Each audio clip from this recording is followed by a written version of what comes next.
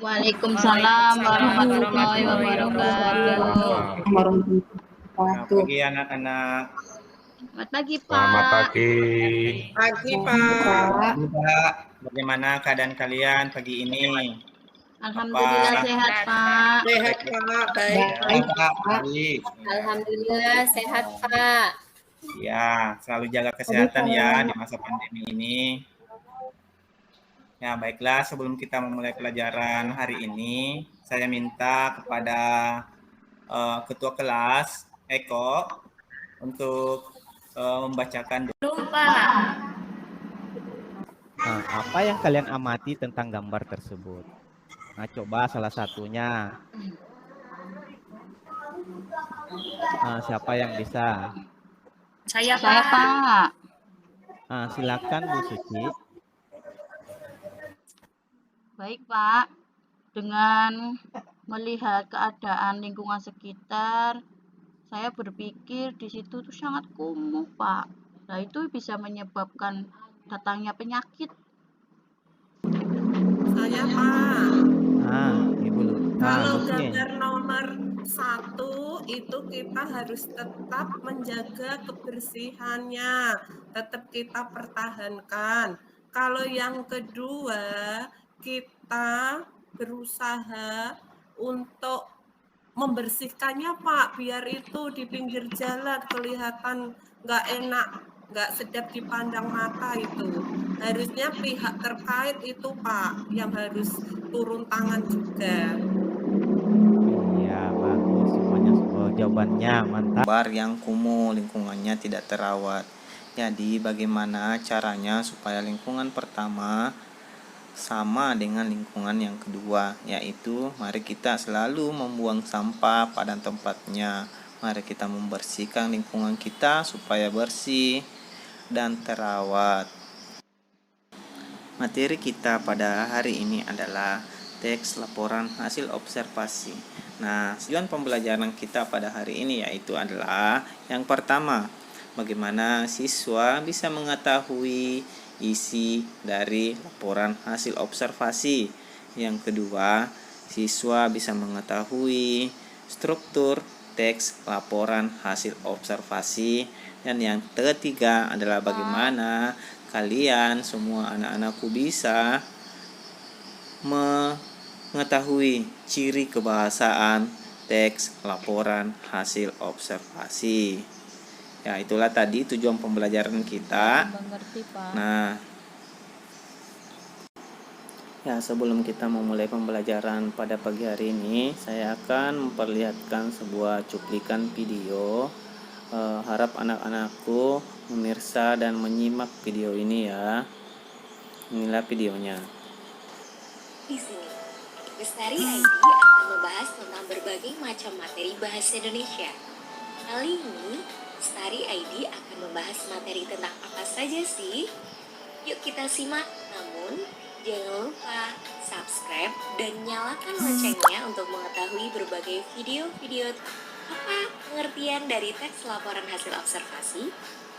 Teks laporan hasil observasi adalah teks yang berisi penjabaran umum mengenai sesuatu yang didasarkan pada hasil kegiatan observasi. Observasi. Apa itu observasi? Observasi adalah kegiatan kunjungan atau kegiatan pengamatan. Materinya sudah saya bagikan di WA Group. Silakan dibaca dan dipelajari jika ada yang ingin ditanyakan. Nanti saya akan memberikan masukan. Dan di sini juga saya sudah bagikan kelompok. Silakan dilihat di grupnya kelompok yang sudah saya bagikan supaya kalian bisa bekerja sama di WA grup kalian. Ya, silakan dibaca ya materinya. Kita lagi baca. Nanti saya tunggu selama 5 menit. Setelah itu saya akan mengajukan pertanyaan. Baiklah anak-anakku. Oke, sekarang silakan dimulai. Baiklah, siapa yang ingin menyimpulkan isi dari teks laporan hasil observasi? Ayo, siapa yang bisa? Saya, Pak. Silakan. Ya, Pak. Untuk isi daripada teks laporan hasil observasi yang judulnya wayang, itu di situ dijelaskan apa sih yang disebut dengan wayang, terus kemudian jenis wayang, terus kemudian fungsi daripada pertunjukan wayang.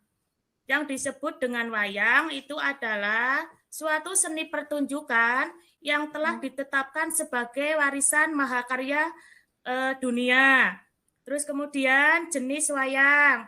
Jenis wayang itu ada wayang kulit, wayang uwong, wayang golek, dan wayang gung. Terus kemudian untuk fungsi daripada wayang itu fungsinya adalah sebagai media pendidikan, media informasi, serta media hiburan. Itu yang saya temukan di isi teks laporan hasil observasi yang judulnya wayang, Bapak. Terima kasih, bagus sekali jawabannya ini. Apa ada siswa yang lain yang bisa memberikan pendapatnya? Ayo, siapa lagi yang bisa? Pak, itu intinya kita sebagai kaum sekarang, orang-orang sekarang harus tetap melestarikan budaya kita, terutama wayang. Itu Pak, menurut saya. Terima kasih jawabannya, Lucky. Baiklah, saya akan menyimpulkan isi dari laporan hasil observasi. Di paragraf pertama, yaitu wayang adalah seni pertunjukan yang sudah ditetapkan sebagai warisan budaya asli Indonesia. Dari Jawa Timur, wayang wong dari Jawa Tengah, dan wayang golek dari Jawa Barat. Selanjutnya, wayang golek merupakan pertunjukan boneka kayu. Wayang ini berasal dari suntikan dan media hiburan. Baiklah, kita lanjut ke materi selanjutnya, yaitu menentukan struktur teks LHO. Struktur teks LHO ada 3. Yang pertama yaitu pernyataan umum atau definisi umum. Yang kedua, deskripsi bagian atau aspek yang akan dilaporkan. Yang ketiga, deskripsi manfaat. Baiklah, siapa yang bisa menjelaskan struktur dari teks wayang tersebut? Ayo, siapa yang bisa? Saya, Pak. Ya, silakan ini. Ya, untuk teks laporan hasil observasi yang judulnya wayang, itu mempunyai struktur yang lengkap, yaitu seperti yang tadi Bapak sebutkan, ada pernyataan umum atau klasifikasi, terus kemudian deskripsi bagian, dan deskripsi manfaat.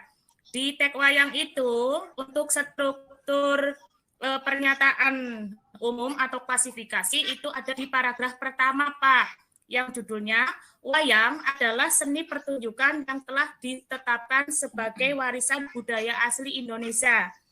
Menetapkan wayang sebagai pertunjukan bayangan boneka tersohor di Indonesia.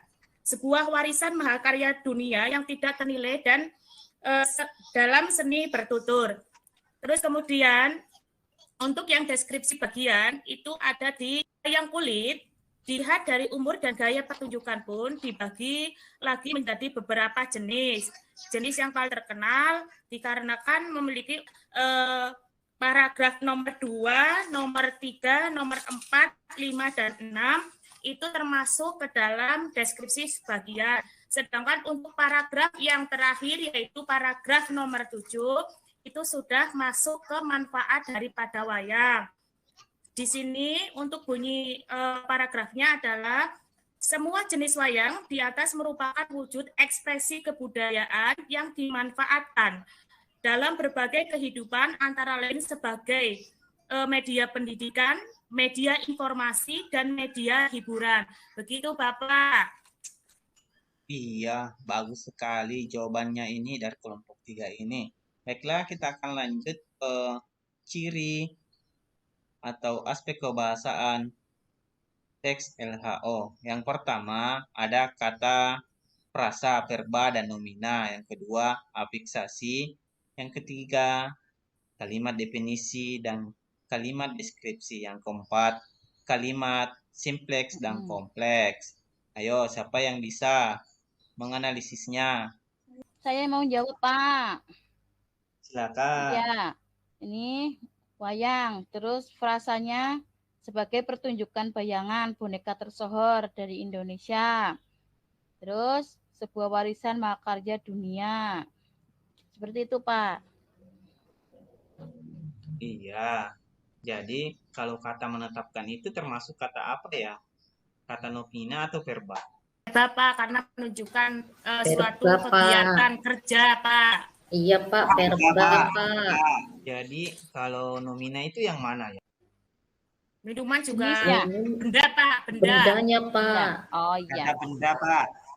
Iya, jadi jika kata verba mendapatkan imbuhan akan berubah menjadi nomina. Contohnya tadi seperti minum. Minum itu adalah kata verba atau kata kerja. Setelah mendapatkan imbuhan, ia berubah menjadi nomina. Jadi seperti itu. Selanjutnya, ciri kebahasaan teks LHO yang ketiga itu adalah kalimat definisi atau kalimat deskripsi. Di mana kebagiannya itu yaitu contohnya kalimat definisi yaitu yang adalah sini pertunjukan yang ditetapkan sebagainya kalimat simpleks dan kalimat kompleks. Kalimat simpleks adalah biasa disebut dengan kalimat tunggal, sedangkan kompleks adalah kalimat majemuk. Kompleks atau kalimat majemuk. Oke, baiklah anak-anakku, materi hari ini akan Bapak beri hadiah. Siapa ya yang bisa memberikan kesimpulan materi kita pada hari ini? Kelompok 1, kelompok 2, kelompok 3. Siapa? Ya, Pak, saya kelompok 3. Baik, untuk kesimpulan pada hari ini, tadi sudah dijelaskan tentang pengertian tag LHO, terus kemudian ada struktur tag LHO dan kaidah kebahasaan tag LHO. Yang mana di situ dijelaskan tag LHO merupakan sebuah tag yang berupa suatu hasil pengamatan atau analisis. Terus kemudian di dalam struktur tag LHO itu ada 3, yaitu tadi pernyataan umum atau klasifikasi, 2 deskripsi bagian, dan 3 deskripsi manfaat. Lalu untuk kebahasaan itu ada kata dan frasa verba serta nomina. Kemudian yang kedua ada afiksasi. Yang ketiga itu ada kalimat definisi dan kalimat deskripsi. Dan yang keempat itu ada kalimat simpleks atau kalimat tunggal dan kalimat kompleks atau kalimat majemuk. Seperti itu, Pak.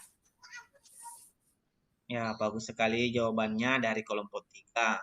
Oke, untuk pertemuan hari ini cukup sampai sekian. Hore.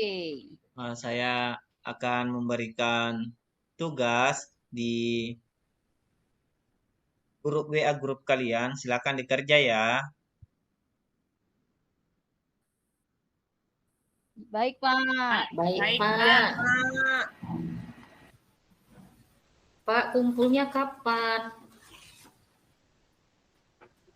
Ya, dikumpul sebelum sholat isya ya. Sudah harus masuk di WA saya. Baik, Ya, Pak. Ya, jadi anak-anak cukup sekian pelajaran hari ini. Saya ucapkan terima kasih. Tetap jaga kesehatan ya. Assalamualaikum warahmatullahi wabarakatuh. Waalaikumsalam warahmatullahi wabarakatuh.